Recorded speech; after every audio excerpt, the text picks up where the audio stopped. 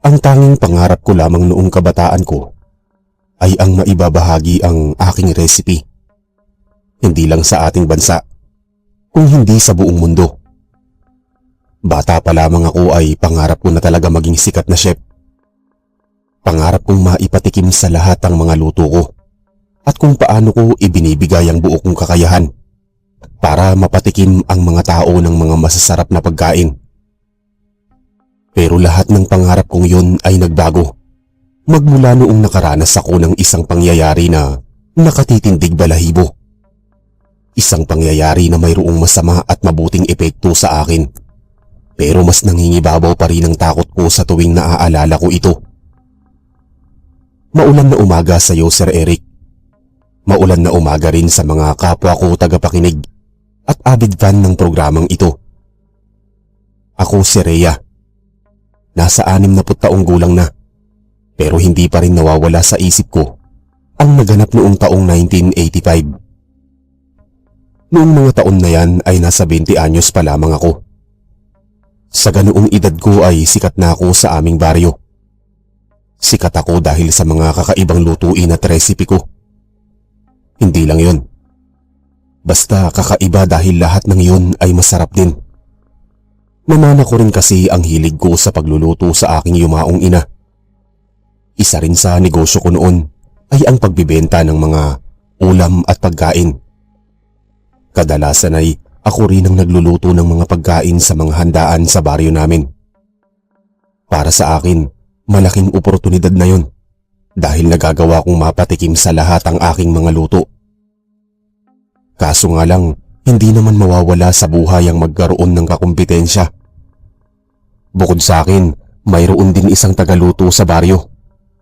Isang lalaki na itago ko na lamang sa pangalan na Jan. Inaamin ko naman na masarap ang luto niya. Pero dahil kakumpetensya ko siya, ay naglalaitan kami ng paraan ng pagluluto. Lingid nga lang sa kaalaman ko noon na mararanasan naming dalawa ni Jan ang isang malaking pagsubok. Isang araw noon, nakatanggap ako ng isang sulat. Noong mga oras na yon ay kasama ko si Jan. Dahil nagpaplano kami ng lulutuin namin para sa kaarawan ng pinuno ng baryo sa susunod na buwan. Kahit naman magkaaway kami ni Jan ay pareho pa rin kaming pinapaluto ng pinuno namin doon. Kahit ayaw naming dalawa ay wala akong magagawa. Dahil utos yun ng pinuno at pera din yun. Binuksan ko ang sulat. Takang-taka pa ako dahil wala naman akong kilalang pwedeng magpadala sa akin ng liham.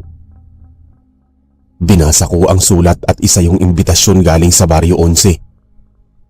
Inaanyayahan akong ng pinuno sa Baryo 11 na magluto sa kanilang pista. At bukas ay pupunta na dapat ako sa kanila. Tuwang-tuwa ako noon. Napatalon pa ako noon dahil sa pagkasabik. Yun kasi ang unang beses na may nag-imbita sa akin para paglutuan sila na taga-ibang baryo. Natigilan ako nang tumikhim si Jan. Tinanong niya ako kung bakit daw sobrang saya ko. Agad kong ikinuwento kay Jan ang aking natanggap. Nagyayabang pa ako noon sa kanya. Akala ko ay tatarayan niya ako at lalaitin ako pero natahimik si Jan. Ilang saglit pa ay inagaw niya ang sulat. Nagulat na lamang ako ang sarkastiko siyang tumawa. Saka sinabi sa akin na hindi na raw ako makakauwi pa ng buhay kapag pumunta ako sa baryo na yon. Inis kong sinampal si Jan. Nainsulto kasi ako sa sinabi niya. Dahil ang dating ng sinabi niya sa akin ay parang binabalaan niya na ang buhay ko. Sinabi ko kay Jan na kaya ko ang sarili ko. Dagdag ko pa na naiinggit lamang siya dahil nagawa akong maimbitahan ng Baryo 11. Habang siya naman ay hindi. Tinignan ako ni Jan saka umiling. Sinabi niya sa akin na ang Baryo 11 daw ay isang liblib na baryo na walang masyadong pumupunta. Mayroon daw kasing bali-balita na hindi mga tao ang nakatira sa baryo na yon. Tinanong ko siya kung may patunay ba. Sinagot niya naman ako na wala raw. Wala raw nagpapatunay dahil wala raw nangahas nagpunta roon. Mahina Una ko na lamang tinawanan si Jan, saka sinabi sa kanya na kaya ko ang sarili ko at hindi ko kailangan ng kahit anong babala galing sa kanya. Ibinulos ako na lang ang sulat at akmang magsasalita ulit. Nang magsalita si Jan, nagulat ako nang sabihin niya sa akin na sasama raw siya. Peke akong tumawa. Inisip ko agad noon na gusto niyang agawin sa akin ang pwesto ko kaya hindi ako pumayag. Sinabi naman sa akin ni Jan na dapat daw ay may kasama ako. Ininsulto niya pa ako na hindi ko raw kakayanin na paglutuan ng isang baryo. Inis kong hinampas ng unan si Jan. Pinalayas ko siya sa bahay ko noong oras din na yun. Mabuti na lamang ay hindi na nakipagkulitan pa si Jan at nakangisi pang sinabihan ako na sasama raw siya sa ayaw at gusto ko. Kinabukasan maaga akong umalis ng bahay para pumunta sa Baryo 11. Malapit na ako noon sa labasan ng baryo namin nang may kumalabit sa akin. Nakita ko si Jan sa aking likuran. Inis ko siyang hinarap. Nagsisisi pa ako noon dahil pinakita ko sa kanya ang sulat kaya pakiramdam ko ay inaagawan niya ako ng trabaho. Sinabihan ko si Jan na wag nang sumama sa akin at hayaan na lamang ako dahil ako lang naman ang inimbitahan. Sinabi naman ni Jan na maswerte daw ako dahil may pakialam pa siya sa akin. Nabalitaan niya rin daw kasi na ang mga taong nakatira sa baryo na yon ay mga misteryoso. Ayon pa kay Jan, baka raw hindi na ako makauwi ng buhay at sayang naman daw kung wala na siyang kakumpetensya sa pagluluto. Napahilamos ako sa muka dahil sa inis. Hindi ako naniwala sa sinabi ni Jan kasi hindi naman ako mabilis magtiwala sa mga sabi-sabi. Bukod pa roon, mas nangingibabaw ang pagkasabik ko na mapatikim sa mga taong bayan ng Baryo 11 ang aking luto. Muli kong sinabihan si Jan na wag nang sumama sa akin pero nagpumilit pa rin siya. Sa huli wala akong nagawa kundi ang hayaan na lamang si Jan na sumama. Kahit nga itaboy ko siya ng ilang beses ay masyado pa ring matigas ang ulo ni Jan. Hindi ko pinansin si Jan habang papunta kami sa Baryo 11. Naiinis pa rin ako sa kanya dahil sa pagsama niya sa akin ng sapilitan. Pero inisip ko na lamang noon na mas gagalingan ko lalo ang pagluluto para ako ang mas mapansin ng mga taga Baryo 11. Aminado naman akong hindi pa masyadong malawak ang isip ko noon dahil ang tanging naiisip ko lamang ay matikman ng lahat ang luto ko at ang tingin ko kay Jan ay isang taong aagaw ng mga pangarap ko. Isang oras din ang nilakad namin ni Jan bago namin marating ang isang malaking karatula na may nakalagay na Baryo 11. Tanaw ko na rin ang mga kabahayan doon.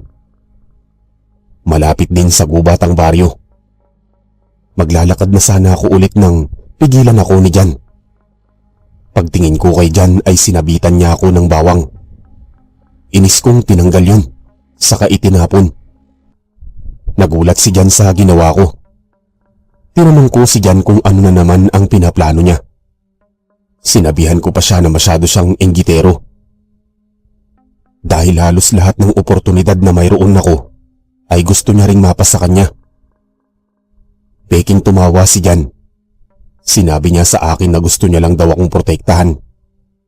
Isa rin kasi sa bali-balita na aswang daw ang mga nakatira sa baryo at mas mapoprotektahan daw namin ang aming mga sarili kapag may bawang daw kami na suot. Noon po uso talaga ang mga aswang. Sa katunayan, isa rin ako sa naniniwala sa mga aswang. Pero noong mga oras na yun, hindi ako naniwala sa sinabi ni Jan. Pinagsalitaan ko pa si Jan na walang aswang ang mag-aaya ng isang normal na tao para paglutuan sila. Tumalikod na rin ako bago ko pa marinig sumagot si Jan. Tahimik lamang kaming dalawa ni Jan hanggang sa marating na namin ang Baryo 11. Hapon pa noon, kaya marami pang tao ang nasa labas ng kani-kanilang bahay. Natigilan ako sa paglalakad nang lapitan ako ng isang lalaki. Medyo matangkad siya sa akin at may katandaan na rin. Nagpakilala siya sa pangalang Rez, pero tawagin na lang natin siya bilang lolo. dahil siya raw ang pinakamatanda sa Baryo 11 at siya rin daw ang pinuno ng baryo na yon. Tinanong ko pa siya kung siya rin ang nagpadalang liham na agad niyang sinang-ayunan. Agad akong nagpasalamat kay Lolo. Sinabi ko pa na sobrang daming tagaluto ay ako pa talaga ang napili niya. Ngumiti si Lolo sa akin, saka sinabing may isa raw na kabaryo niya ang nakatikim sa luto ko na isa sa aking mga binibenta.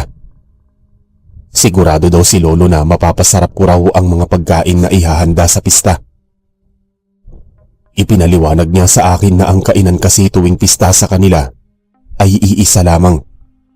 Sa halip daw na maghanda sa kani-kanilang bahay, ay salo-salo na silang kumakain sa labas ng kani-kanilang bahay. Dinala kami ni Lolo sa isang bahay. Ayon sa kanya, doon daw kami maninirahan at doon din daw ako magluluto. Napagkamalan pa nga niyang assistant ko noon si Jan.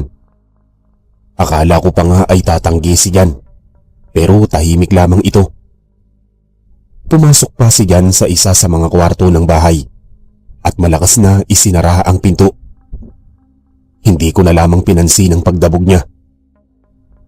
Wala rin naman akong pakialam noon kung magalit si Jan.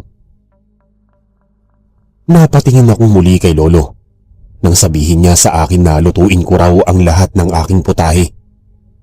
Ayon pa sa kanya, pwede raw akong mamalengke kapag nakapagpahinga na ako. Ihahatid niya raw ako sa palengke. Nabanggit din sa akin ni Lolo na gusto raw ng mga kabaryo niya ang mga putahe na hindi masyadong luto. Masarap daw kasi ang ganoon at malinamnam. Pumayag ako sa sinabi ni Lolo. Nag-usap pa kami ni Lolo patungkol sa mga recipe ko. Sinabihan din ako ni Lolo na iwasan ko raw maglagay ng asin o kaya bawang sa aking putahe. Bawal daw kasi sila doon. Nilista ko naman sa aking papel ang sinabi niya. Maya-maya pa ay nagpaalam na si Lolo. Ayon pa sa kanya, nasa harapan lang daw ng bahay na tinutuluyan namin ang bahay niya. Kaya kapag daw pupunta na akong palengke, ay puntahan na lang siya. Tumango ako sa sinabi niya saka hinatid siya hanggang sa makalabas siya ng bahay. Pagpasok ko ulit sa bahay ay naabutan ko si Jan na nakahalukip-kip habang nakasandal sa dingding. Nilapitan niya ako sa kaumiling. Sinabihan niya pa ako kung manhid daw ba ako o tanga lang. Iba raw ang tingin ni Lolo at natatakot daw si Jan sa buhay naming dalawa. Hindi ko pinansin si Jan. Pumasok ako sa isa sa mga kwarto ng bahay at akmang isasara ang pinto ng hawakan ni Jan ang aking palapulsuhan. Seryoso niya akong tinignan. Binalaan niya ako na masama raw ang kutob niya kay Lolo, maging sa mga tao sa baryo. Tinanong niya pa ako kung hindi ko raw ba napansin ang sama ng tingin ng mga kabaryo ni Lolo kanina. May iba pa raw nang umisi at tinitignan sila mula ulo hanggang paa. Napabuntong hininga ako sa kaumiling kay Jan. Sinabi ko sa kanya na wag na lang pansinin ang mga yun dahil guni-guni niya lang yun. Dagdag ko pa na wag masyadong mag-alala dahil baka yun pa ang ikapahamak namin. Pero hindi nagpapigil si Jan. Sinabi niya sa akin na kailangan na raw talaga naming umalis sa baryo na yun habang maaga pa. Inis kong hinila ang kamay ko kay Jan sa kasinigawan siya na kung gusto niyang umalis ay umalis siya. Dagdag ko pa na pabor sa akin kung hindi ko makakasama ang isang taong kagaya niya na iniisip na aswang ang mga taga Baryo 11. Akala ko ay sasagot pa si Jan pero umiling lang ito sa katumalikod sa akin. Hindi ko na pinansin pa si Jan noon at naisipan na lamang na matulog. Kinabukasan nagising ako na wala si Jan sa bahay.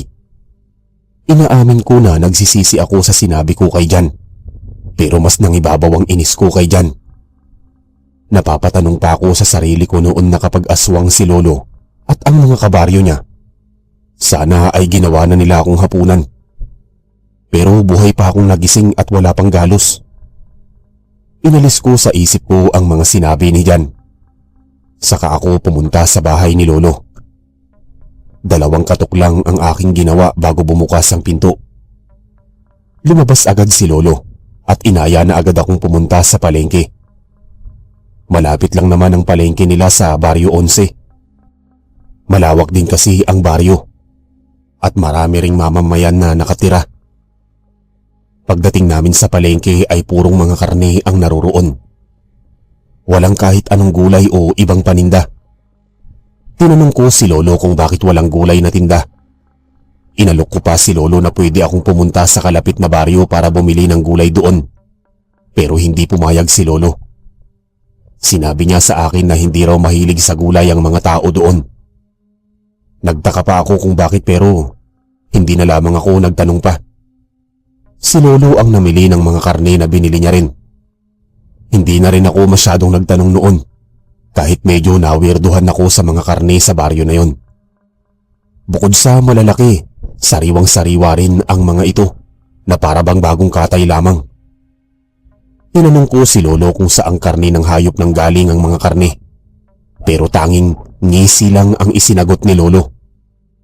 Hindi niya ako sinagot kaya hindi na ako nagtanong pa ulit. Nang matapos kaming mamili ng karne ay umuwi na kami sa bahay. Akala ko ay maaabutan ko roon si Jan pero wala siya roon. Inisip ko na lamang na baka gumagala lang o baka umuwi na siya. Pumunta kami sa kusina ni Lolo. Sinabihan niya ako na magluto raw ako ng putahe na lulutuin ko raw sa pista. Agad ako nasabik sa sinabi niya. Mabilis kong naisipan noon na lutuin ang isa sa mga sikat kong recipe. Habang nagluluto ako ay napapansin ko ang madiin na titig ni Lolo. Sanay naman ako na may tumitingin sa akin kapag nagluluto. Pero kinakabahan ako sa titig ni Lolo. Pilit ko na lamang yung binabaliwala kahit nagsisitayuan na ang balahibo ko. Idagdag pa na naiisip ko yung mga babala ni Jan. Nang matapos akong magluto ay agad ko itong pinatikim kay Lolo. Tuwang-tuwa ako nang sabihin niyang masarap yun. Pero nagsuhestyon pa si Lolo na wag ko raw masyadong lutuin at bawasan ng pampalasa. Para raw mas matikman ang natural na lasa ng karne. Natatawa ko pang biniro si Lolo na hindi magiging masarap ang putahe kapag nakulangan sa pampalasa. Pero sinabi lang ni Lolo na magtiwala na lang daw sa kanya para daw maging maayos ang pagiging tagaluto ko sa kanilang pista. Hindi na ako nakasagot pa nang lumabas na si Lolo. Naiwan ako nagtataka dahil sa sinabi niya. Pero inisip ko na lamang noon na baka ganoon lamang ang kultura ng mga taga-Baryo 11. Buong araw ay hindi nagpakita sa akin si Jan. Kahit naman kaaway ko siya ay nag-aalala pa rin ako sa kanya. Dahil kasama ko siyang pumunta sa Baryo 11. Naroon pa naman sa bahay ang gamit ni Jan pero kahit saang parte ng baryo ay hindi ko makita si Jan. Akala ko nga ay uuwi rin siya ng gabi. Pero hindi siya umuwi noon. Kinabukasan araw na ng pista. Pagdating ko sa kusina ay marami na agad mga karne na nakaimbak doon. Agad kong sinimula ng paghahanda sa mga gagamitin ko sa pagluluto. Habang hinahati ko ang mga karne ay hindi ko maiwasan takpan ng aking ilong dahil masangsang ang amoy ng karne. Amoy din itong patay na daga. Kahit kung titignan naman ay sariwa. Maya-maya pa ay nagulat ako sa biglaang pumasok sa kusina. Paglingon ko ay nakita ko si Jan. Marami siyang sugat sa katawan at may hiwa rin sa pisngi. Hinawakan niya ako sa kamay saka sinabing tumakas na raw kami. Siya na raw mismo ang nakakita na aswang daw ang mga nakatira doon. Ayon pa sa kanya, kagabi raw noong pauwi siya ay nakita niya si Lolo na nakasilip sa bintana kung saan ako natutulog. Nilabanan niya raw yun pero hindi niya nagawang mapatay. Nasugatan lang daw niya si Lolo sa braso habang siya naman ay nahiwa ng kuko ni Lolo sa pisngi. Pilit akong hinihila ni Jan at nagmamakaawa na ayaw niya raw akong mapahamak.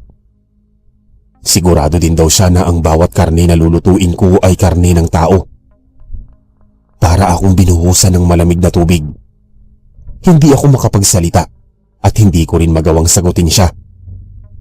Ilang saglit pa ay pumasok sa kusina si Lolo kasama ang dalawang lalaki. Nagulat ako nang hawakan ng dalawang lalaki ang magkabila ang braso ni Jan. Pilit naman na nagpupumiglas si Jan habang sinisigaw na aswang ang taga Baryo 11 at tumakas na raw ako.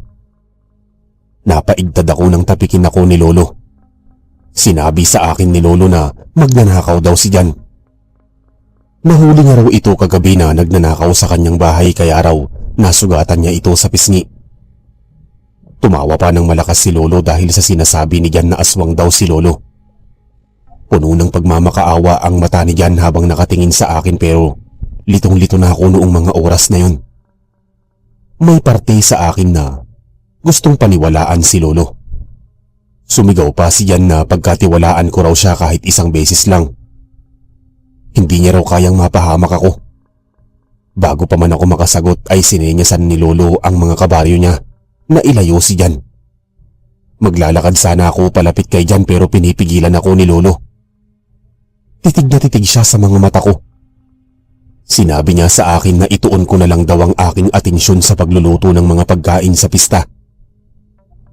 Naghihintay na raw ang mga kababayan niya sa ihahanda ko sa mga ito. Hindi na ako nakaimik pa nang umalis na si Lolo. Naiwan akong tulala at litong-lito sa nangyayari. Pinagtuunan ko ng pansin ang aking pagluluto at nang matapos ako ay automatiko naman na may pumasok sa bahay na 4 na kalalakihan. Dinala nila ang mga putahe ko sa labas ng bahay. Huling pumasok ng bahay si Lolo. Hinawakan niya ako sa braso sa kasinabing panoorin ko raw ang magiging reaksyon ng mga tao sa putahe ko. Paglabas ko ng bahay ay may mahabang mesa na naroon. Naroon na rin nakalagay ang mga putahe ko. Isa-isang kumuha ang mga taga Baryo 11. Kumpiyansa pa ako noon na masasarapan sila pero laking gulat ko na lamang nang idura ng malakas ng isang lalaki ang karne na niluto ko. Nagsunuran na rin ang ibang mga tao. Tinignan ko si Lolo saka tinanong kung bakit ganoon ang reaksyon nila. Sinagot niya naman ako na hindi raw nagustuhan ng mga taong bayan ang aking luto. Agad akong dumipensa na yun ang specialty ko. Nagulat na lamang ako nang batuhin ako ng plato. Tumama ito sa ulo ko at nabasag pa ito. Napangiwi ako dahil sa sakit ng ulo ko. Pagtingin ko ulit sa mga taong bayan ay may mga naglalaway na.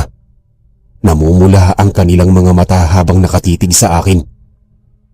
Paglingon ko kay Lolo ay nakatitig na rin sa akin ang kanyang namumulang mata. Napaatras ako pero mahigpit na hinawakan ni Lolo ang aking braso. Sinabi niya sa akin na isa lang daw ang trabaho ko pero hindi ko pa raw nagawa. Ang trabaho ko lang naman daw ay busugin ang mga aswang ng Baryo 11. Nanigas ako sa aking kinatatayuan. Hindi pa man ako nakakasagot ay hinila na ako ni Lolo papasok ulit ng bahay. Sinabi niya sa akin na gusto niya raw ng panibagong putahe gamit ang isang malinamnam na karne. Napatingin ako sa 3 kalalakihan na pumasok ng bahay. Ibinagsak nila sa aking harapan ang isang bangkay. Napasigaw pa ako dahil sa takot. Sinabihan ako ni Lolo na kung gusto ko raw mabuhay ay gagawin ko raw ang pinag-uutos niya. Pagsilbihan ko raw sila kung gusto ko pa raw mabuhay. Pinaalala niya pa sa akin na hugasan at siguraduhin na masasarapan sila sa karne ng tao na ibinigay nila. Dahil kung hindi ay ako raw ang kanilang magiging pagkain. Hindi ko na nagawa pang makapagsalita nang lumabas si Lolo. Nanginginig akong napaluhod. Hindi ko na alam noong mga oras na yun ang gagawin ko. Hindi ko naman pinangarap na magluto ng tao. Sinisisi ko rin ang sarili ko noon dahil hindi ako naniwala sa mga paalala ni Jan. Naisip ko pa noon na baka patay na si Jan. Wala akong nagawa noong mga oras na yun kung hindi ang katayi ng bangkay. Isa-isa ko pang hinati ang katawan nito. Hindi ko ito niluto gaya ng paraan ng normal na pagluluto. Pinahidan ko lamang ng mga pampalasa kagaya ng sabi ni Lolo. Habang nakatitig ako sa mga putol na katawan ng tao na nasa mesa ay nasusuka ako. Hindi ako makapaniwala na magagawa kong gawin yun. Nanumbalik din sa alaala ko ang sinabi ni Lolo patungkol sa pagiging bawal nila sa asin at bawang. Mabilis akong pumasok sa kwarto ni Jan. Hinalungkat ko pa ang gamit ni Jan hanggang sa makakita ako ng 5 balot ng asin at isang kutsilyo. Ibinunas ako ang mga ito bago pumunta ulit sa kusina. Binudburan ko ng asin ang bawat karne na naroon. Sakto naman na matapos kong magbudbud ay dumating na si Lolo. Kinakabahan pa ako noon dahil baka mahuli niya agad na may asin akong nailagay. Sa awa ng Diyos ay hindi ito pinansin ni Lolo at pinadala niya lang ulit ang ginawa ko sa mga tauhan niya. Pagtingin ko kay Lolo ay nakangisi na ito. Nang aasar pa niya akong tinanong kung gusto ko pa raw maging tagaluto sa susunod nilang pistahan. Hindi ako umimik. Tahimik akong nagdadasal noon na sana ay umepekto ang aking ginawa. Sabay kaming lumabas ni Lolo ng bahay. Pinanood ko ang mga tao na sarap sa aking niluluto.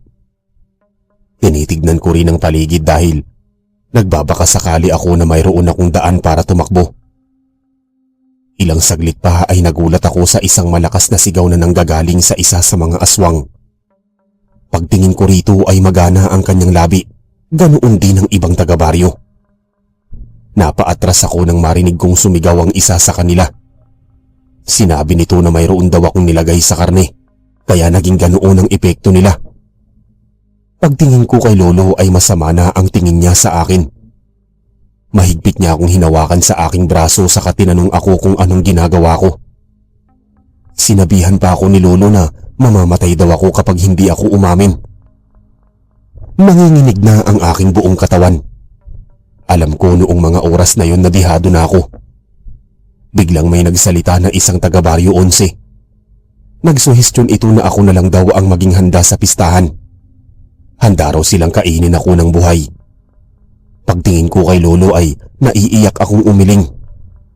Nagmakaawa pa ako na marami pa akong pangarap pero ngumisi lang si Lolo.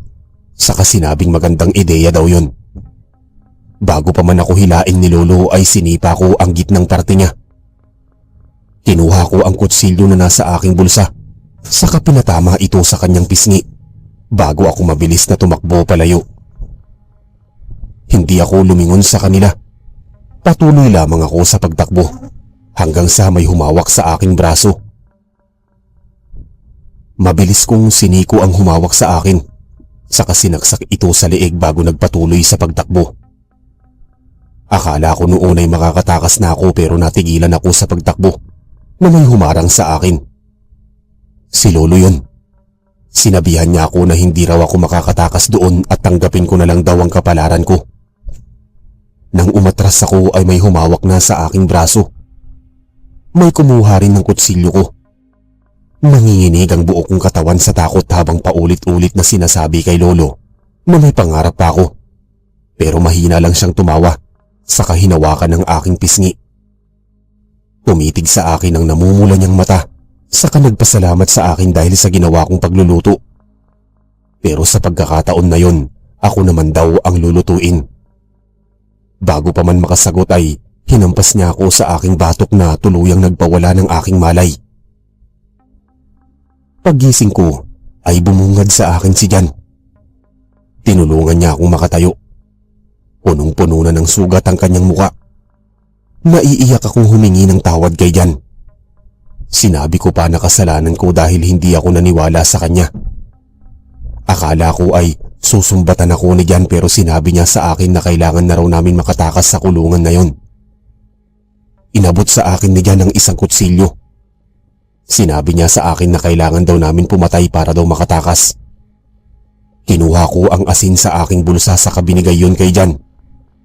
Sinabi ko sa kanya na gamitin namin ang asin at magtulungan kami para magkasama kaming makatakas. Hindi na kami nagsayang ng oras noon. Naglakad ako palapit sa aswang na malapit sa kulungan namin. Tulog siya at nasa kanyang kamay ang susi ng kulungan. Tinignan ko si Jan na nasa tabi ko na. Sinabi niya sa akin na kumalma lang daw ako para kalmado rin ang galaw ng aking kamay. Huminga muna ako ng malalim noon bago ko dahan-dahan na inabot ang susi sa kamay ng natutulog na aswang. Napangiti pa ako nang makuha ko yun. Binigay ko ito kay Jan.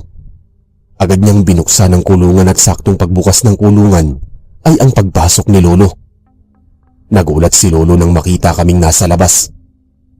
Sinabuyan ni Jan si Lolo ng asin at kitang-kita ko kung paano ito mangisay habang sinasabing habulin kami. Hinawakan ni Jan ang aking kamay. Saka kami sabay na tumakbo palabas ng selda. Dumiretso kami sa gubat na malapit sa baryo. Pagtingin ko sa aming likuran ay halos nasa 5 aswang na ang humahabol sa amin. Kasama na si Lolo. Lalo kong binilisan ang aking pagtakbo. Natigilan kami nang tumalon si Lolo sa aming harapan. Agad nang hinila si Jan.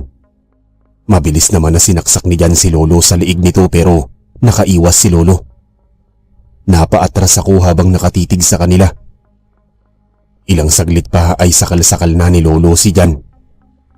Sinigawan naman ako ni Jan na tumakbo na pero naiiyak akong umiling. Sinabi ko na hindi ko siya kayang iwan doon pero muling sumigaw si Jan na tumakbo na ako. Kahit labag sa aking loob ay mabilis akong tumakbo palayo. Hindi ako lumingon kahit naririnig ko ang sigaw ni Jan. Maging ang konsensya ko ay hindi rin mapakali. Huminto ako sa pagtakbo nang masiguro kong nakalayo na ako. Noong mga oras na yon, ang naiisip ko lamang ay si Jan. Kaya naman kahit delikado ay naisipan kong bumalik sa Baryo 11.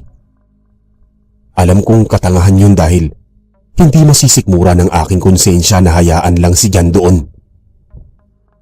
Nang makarating ako sa Baryo 11, ay nakita ko si Jan na nakatali na sa isang malaking lamesa. Walang alinlangan akong sumugod sa kasumigaw na itigil ang pagpatay kay Jan. Nagulat si Jan nang makita niya ako. Narinig ko rin ang mahinang tawa ni Lolo. Sa isang iglap, hinahabol na naman ako ng mga aswang pero hindi na 5, kung hindi buong baryo na. Pinalibutan nila ako habang nakatayo ako. Nagmamakaawa ako sa kanila na patakasin na lamang kami pero tumawa lang ang mga ito. Lumapit sa akin si Lolo. Nakangisi niyang binanggit sa akin na may paraan daw para makatakas kami ng buhay. Yun daw ay ang mapatay siya pero imposible raw na mapatay siya dahil bukod sa siya ang pinuno ng baryo na yon ay marami na rin siyang karanasan sa pakikipaglaban. Pumayag ako sa sinabi niya na nagpalakas lalo ng kanyang tawa. Lumapit sa akin si Lolo at bago pa man niya ako makalmot ay binuhusan ko siya ng asin.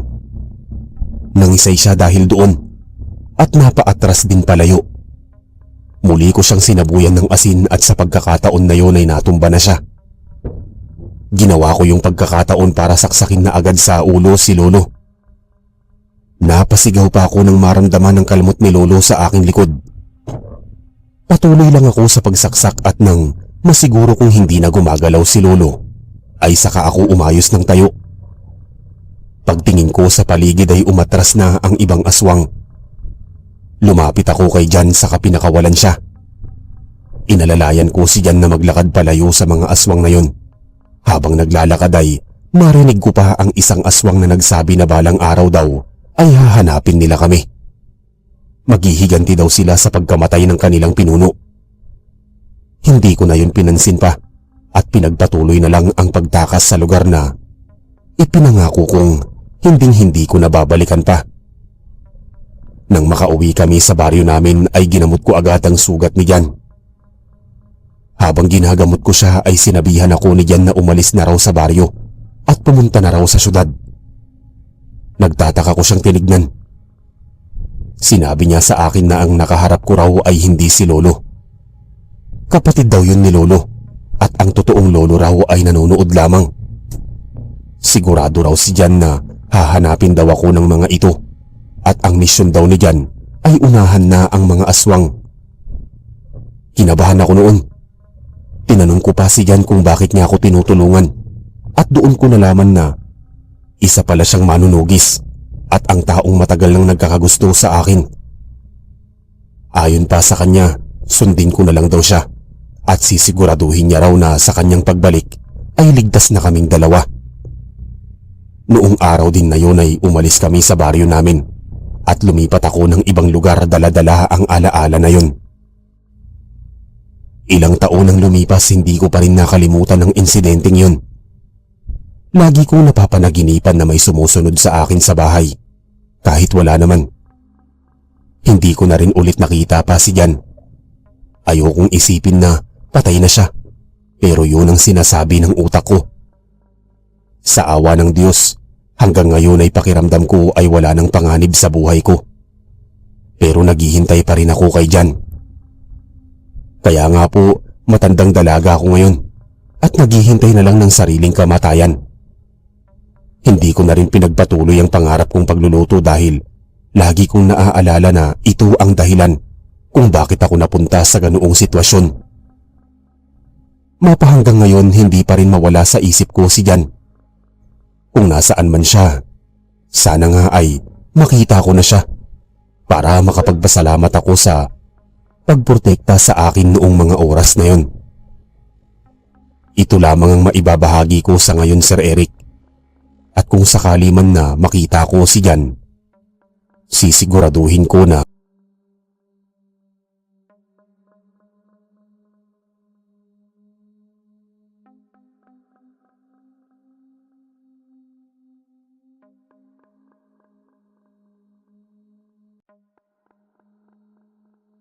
ang tanging pangarap